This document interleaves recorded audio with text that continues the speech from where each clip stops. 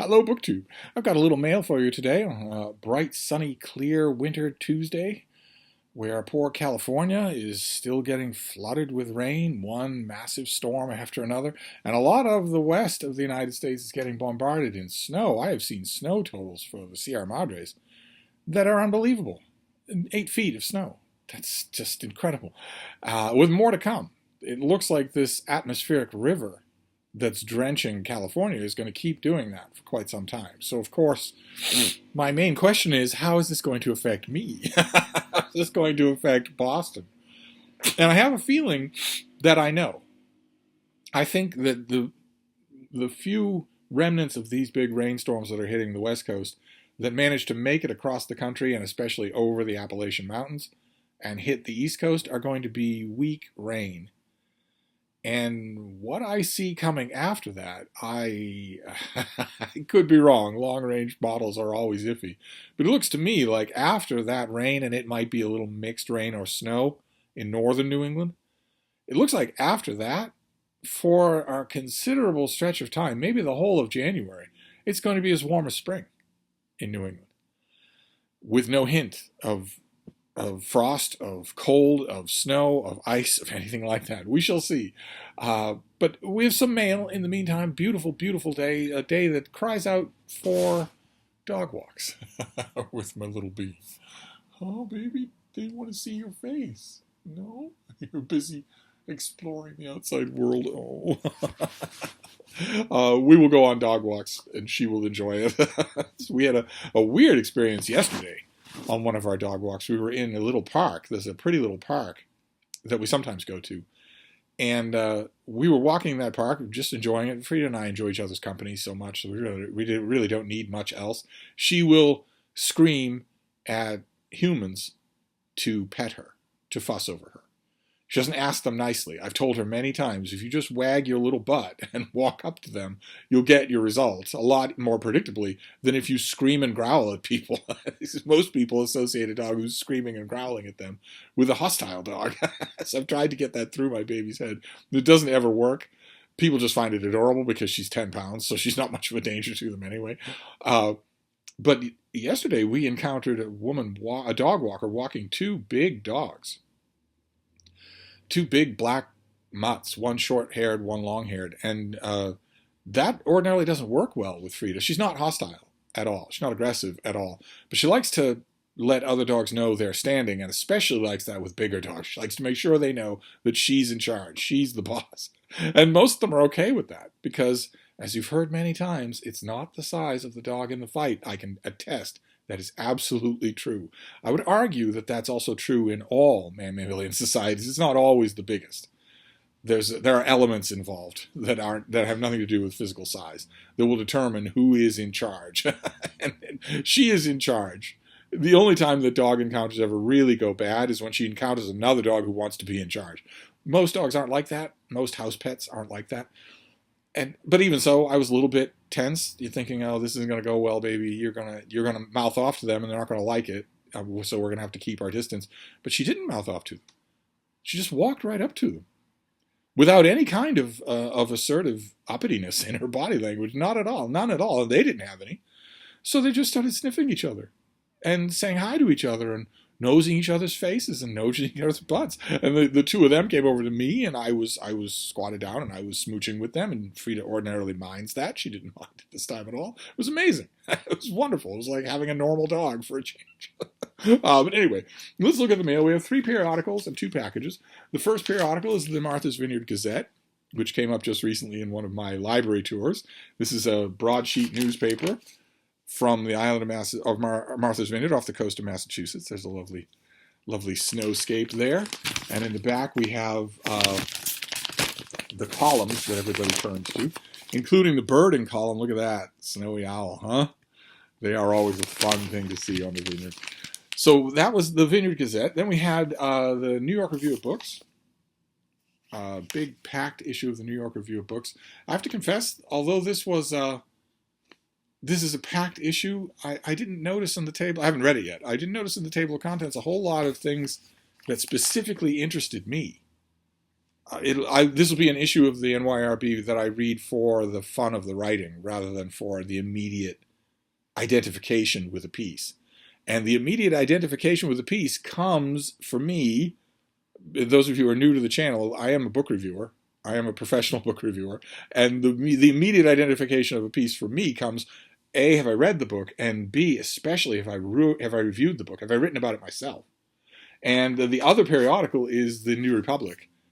And I got a lot of that in here. I will read the political articles.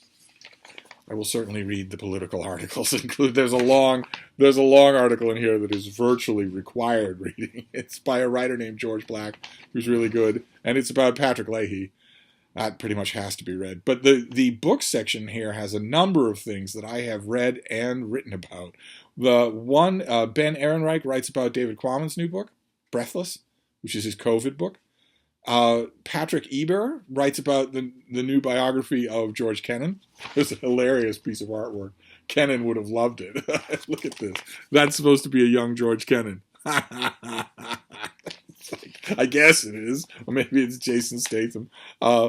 Then there was another one too here. Oh yes, the great Vivian Gornick writes about I Used to Live Here, the new biography of Jane Reese that I read and reviewed. So I don't know, will it be self-serving of me to put links to all of those reviews here? I don't know. I'll try to remember to do that, or at least to think about it when we're done. But the New Republic is always good to read anyway. But in those cases, I'm going to want to know. I feel certain that I know what the verdict will be on the Quammen book, because it's brilliant. And I think the same of Jane Reese, the Jane Reese biography. But Vivian Gornick probably, in fact, certainly knows a lot more about the author, about the subject of that biography than I do. So her review will certainly be better than mine was, but it might be better informed than mine was. I don't know that that the reviewer of the Kennan book knows more about Kennan than I do. So we'll see. That'll be interesting, because when it comes to a figure like Kennan, you have to take a stand. You have to decide what you think and say it. And we'll see if his stand is the same as mine. I bet it's not. There's the baby. Look at the baby. Oh, what are you doing, baby girl?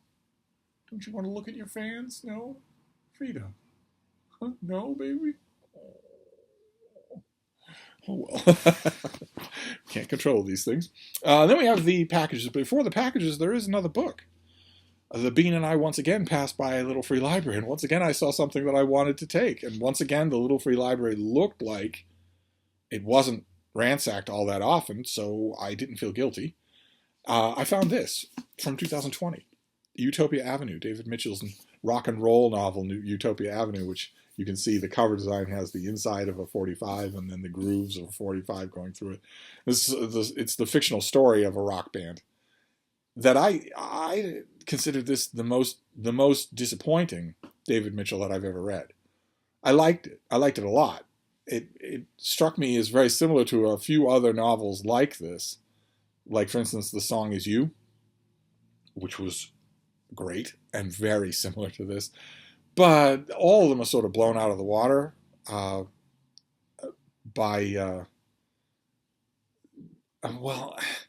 reality itself, first of all. The actual biographies of groups like the Doobie Brothers or the Allman Brothers are endlessly more interesting than any quasi-fictionalization.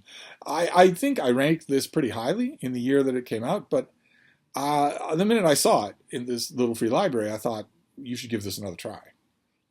It's just that sort of thing. This is the sort of thing that, this is a whole ecosystem of publishing. Is new releases that come out in hardcover. They might get a paperback deal. They will certainly get a spate of critics to talk about them. And then they disappear, and they are gone. They're gone. So you might encounter them in a used bookstore. No one's ever going to reprint them. Unless the author becomes a phenomenon, no one's ever going to reprint them. So they're just gone. They're the literature of the day, and the literature of the day is mostly gone. So if you encounter a novel, a hardcover of a novel from 2020 or 2018 or 2012 or something like that, it'll be in a used bookstore or at a little free library. It will be through total happenstance. I think of a whole bunch of novels like that, where if the author isn't out there constantly flogging the backlist, which David Mitchell doesn't do, then the books just disappear. What was his name? Elliot Perlman, 7 Types of Ambiguity. a big fat novel that came out and got lots and lots of press. People talked about it. It's completely gone. No one's ever going to reprint that. And a million other examples like that I could think of. What's her name? A.O. and Ivy. That's even comparatively recently. That's just 6 years ago. And others. If you went back to like 2007 and look at 20 high-profile fiction releases, just fiction, I'm not talking nonfiction here, just fiction, 20 high-profile fiction releases from 2007, I'd be willing to bet that most of them are gone and never coming back. So when I get an example like that that's served up to me, I tend to take advantage of it. So I'll give this another try, regardless of what's in these packages. So let's get to the packages and see what we have. I'm sorry that the bean is giving you a cold shoulder. I know that you want to see her face. Maybe she will turn her face around. Baby, Frida, hi, baby. How you doing, baby girl? Oh, that's my eye. Baby, how you doing? Your fans wanted to see you. Oh. I don't know if you could hear that adenoidal little wheezing that she does. That's when she's tired. You hear that little stuffed up nose type wheezing when she's tired. She must be tired up there. It doesn't bode well for our walk. She can't be tired during that. Oh, okay, great. All right, this comes out in early February. This is a finished copy of something that we've seen already, but some of you might not have seen it. This is Black Dove by Colin McAdam. This is the finished copy. Comes out in the 7th of February. Deftly blending folktales, science fiction, fantasy, and comics. Okay, no comics in here. Let's see here. Colin McAdam is not a prolific writer, but he's quietly been one of the best. His relatively small output of 4 books in just shy of 2 decades will attest to the former. A read will speak to the latter. When Mr. McAdam lacks in productivity, he makes up for in the profound originality and depth. Each of his 4 novels is unique in structure and subject matter. In Some Great Thing, his debut, he gave readers a sweeping and soulful portrait of Ottawa in the 1970s. Well, okay, and so on and so forth. Let's get to this book. This is a perfect example of what I'm talking about, though. This is going to come out in early February. It's going to get a spate of reviews. I'll review it. It's possible that he negotiated with Soho Press for a paperback deal, so it might come out in paperback a year and a half later, 9 months later, something like that. And then it will sink like a stone. No one will remember it. The only time it will ever get mentioned anywhere is when he writes another book and people mention this one. That's it. There's no mechanism to keep these things alive. There's certainly no mechanism to keep them in print for a long time unless it becomes some sort of book club or fan favorite. The Luminaries is still in print in your bookstore X number of years after it first came out. This will not be. I think I find that phenomenon fascinating. But what is this one here? In this book, McAdam once again delivers something completely different. Grief, childhood, parenthood, and family, both lost and found, provide the haunting backdrop for a story of fantastic imagination and creeping horror. The author's sometimes sweet and sometimes disturbing novel deftly dances on the edge between the heartfelt and the horrific, while delivering an inspiration of its own born of our intrinsic love for a good story. Okay, all right. Well, what about the story? What about the story? Oh my God, you don't give it to me. You don't give it to me. You just go on about man's inhumanity to man.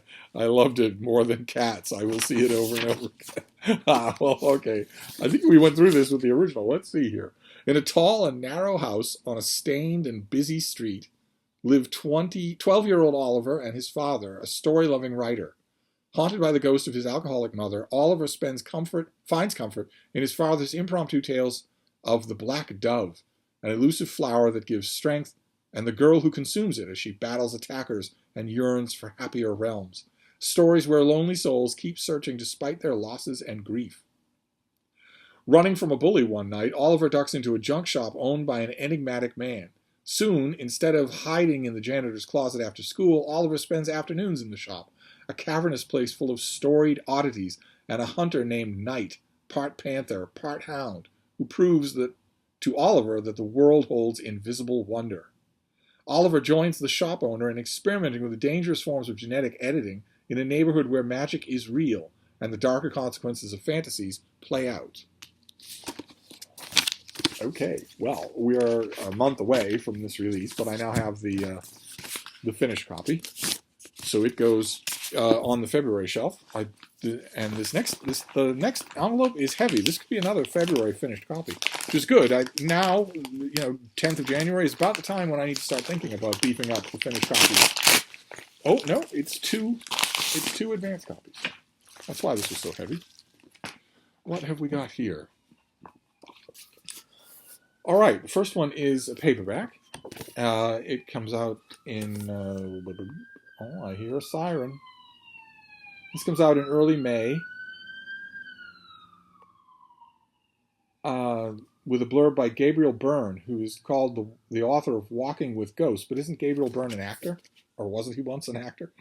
Okay, well, this is by Billy O'Callahan, and this is called The Paper Man. With, once again, I know I don't want to jinx it, but our American cover designs are not bad this year so far. We've seen quite a few of them. Do I have anything for this? Ordinarily, when you get two books at the same time, you don't get any advanced stuff. So let's just read the book. This will probably be on the dust jacket of the hardcover in May. 1930s Austria. So historical fiction. Great. Vienna is a bustling cosmopolitan city on the brink of war. Matthias Sindelar is an internationally renowned soccer player known as the Paper Man because of his effortless weave across the field. When Sindelar speaks out against Hitler, his fame can't protect him from being placed under Gestapo surveillance. Meanwhile, he falls in love with a young Jewish girl named Rebecca. As the atmosphere in Vienna darkens under the Nazi regime, Rebecca flees to relatives in Cork, Ireland. Only after she arrives there does she realize she's pregnant with Sindelar's child. The following year, at the age of 35, the Paper Man is found dead in his apartment. Then the scene shifts to 1980s Ireland. In the Jewish quarter of Cork, Rebecca's son Jack Shine discovers a bundle of German letters and newspaper clippings tied with a ribbon while sorting his mother's belongings.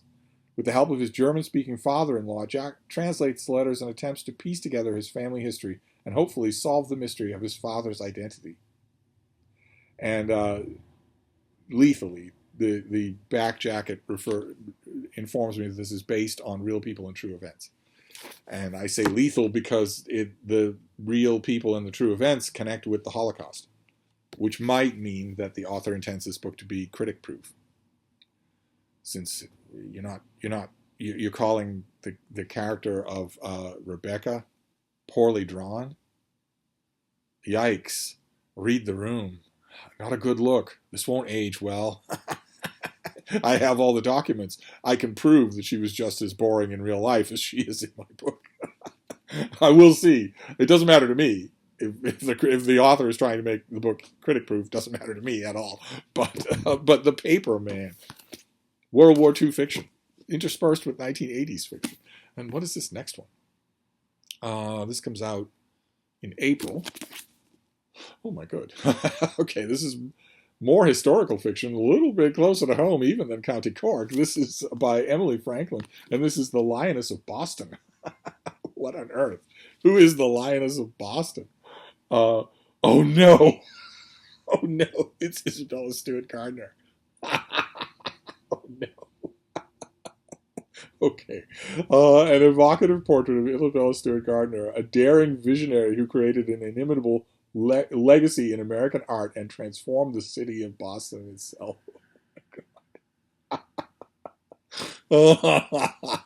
When Isabella Stewart Gardner first arrived in Boston in 1861, she was 20 years old, newly married to a wealthy trader, and unsure of herself. By the time she opened her Italian palazzo-style home as a museum in 1903 to showcase her collection of old masters, antiques, and objets d'art, she was already well known for scandalizing Boston polite society. This novel is a portrait of what society expected of a woman to be, shattered by a courageous soul who rebelled and determined to live on her own terms. So that wobbly sensation that you feel is Jack Gardner spinning in his grave. Oh my. All right, well, there is now that Douglas Shantucci has gone to his great reward, there is nobody anywhere who is better equipped to read and review this book than I am.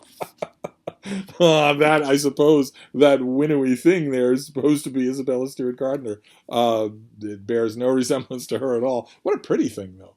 What a well-designed thing.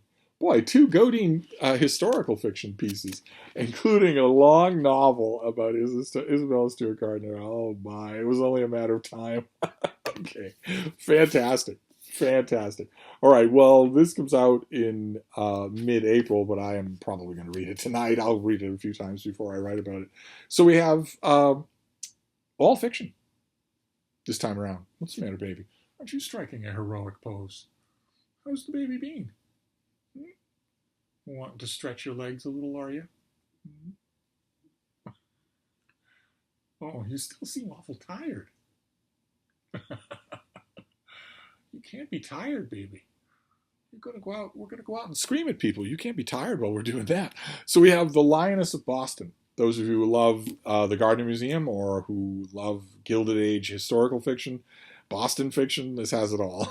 Then we have The Paper Man, a slim novel that is grounded in the Holocaust and then moves to County Cork.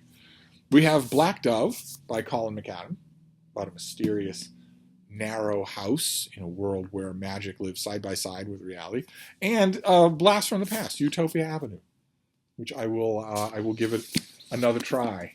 I will read it again after a few years and see what it did for me, whether or not it's changed at all in its mental location. So there you go. That is the mail for today. A few periodicals, a few packages, and a few glimpses of the little baby Bean. 6 years old. Anyway, I'm going to wrap this up for now, but I'll be back. Thank you, BookTube.